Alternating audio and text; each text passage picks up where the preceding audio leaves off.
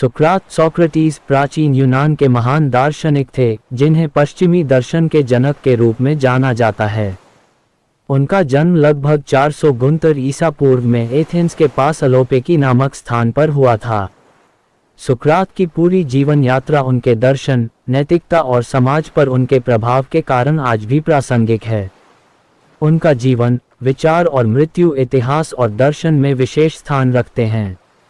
जीवन परिचय। सुकरात के पिता सोफ्रोनिस्कस एक साधारण संगतराज थे और उनकी माता फेनारेटे दाई का काम करती थीं।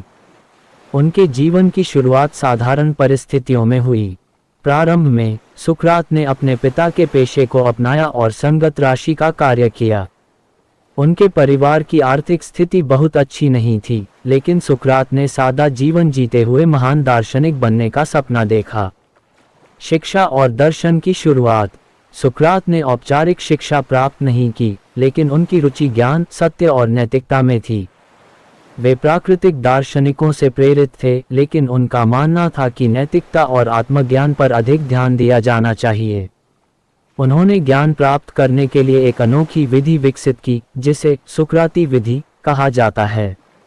यह विधि प्रश्नोत्तर के माध्यम से सत्य की खोज पर आधारित थी। दार्शनिक विचार। सुकरात के प्रमुख दार्शनिक विचार निम्नलिखित हैं।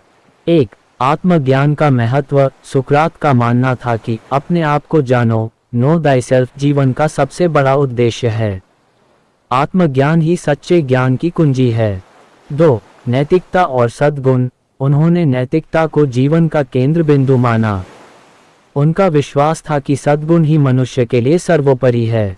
3. अज्ञान का स्वीकार। सुकरात ने कहा, मुझे केवल इतना पता है कि मुझे कुछ नहीं पता। उनका यह विचार ज्ञान की खोज में विनम्रता को दर्शाता है। 4. प्रश्नोत्तर विधि। उनकी शिक्षा पद्धति प्रश्न पूछने और उत्तर खोजने की प्रक्रिया पर आधारित थी। उन्होंने संवाद के माध्यम से सत्य की खोज को प्राथमिकता दी। सामाजिक और राजनीतिक दृष्टिकोण। सुकरात ने समाज और राजनीति पर गहन विचार किया। उन्होंने एथेंस के लोकतंत्र की आलोचना की, क्योंकि उनका मानना था कि जनता का मत हमेशा सही नहीं होता। उन्होंने तर्क दिया कि ज्ञानवान और नैतिक लोगों को शासन करना चाहिए। उनकी यह विचारधारा तत्कालीन समाज के लिए क्रांतिकारी थी। व्यक्तिगत जीवन। सुकरात ने ज़ेनथिप्पे नामक महिला से विवाह किया, जो अपने क्रोधी स्वभाव के लिए प्रसिद्ध थीं। उनके 3 पुत्र थे। उनका पारिवारिक जीवन साधारण था, लेकिन उन्होंने सादगी और आत्मनियंत्रण का उदाहरण प्रस्तुत किया। मृत्यु का कारण। 399 BC में सुकरात पर 2 मुख्य आरोप लगाए गए। 1. युवाओं को भ्रष्ट करने का।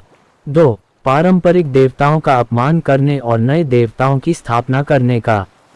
एथेंस की अदालत ने उन्हें दोषी ठहराया और मृत्यु दंड दिया। उन्होंने हेमलॉक नामक विष का सेवन कर प्राण त्याग दिए। सुकरात की विरासत। सुकरात ने अपने जीवन काल में कोई ग्रंथ नहीं लिखा। उनके विचार उनके शिष्यों, विशेष रूप से प्लेटो और ज़ेनोफन, द्वारा संरक्षित किए गए। प्लेटो ने अपने संवादों में सुकरात के दर्शन और जीवन को चित्रित किया।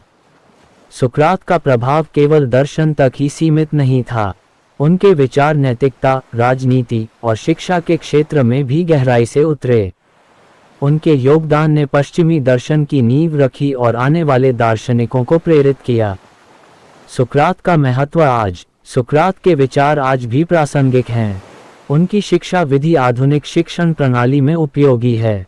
आत्मज्ञान और नैतिकता पर उनका जोर व्यक्तिगत और सामाजिक विकास के लिए प्रेरणा देता है।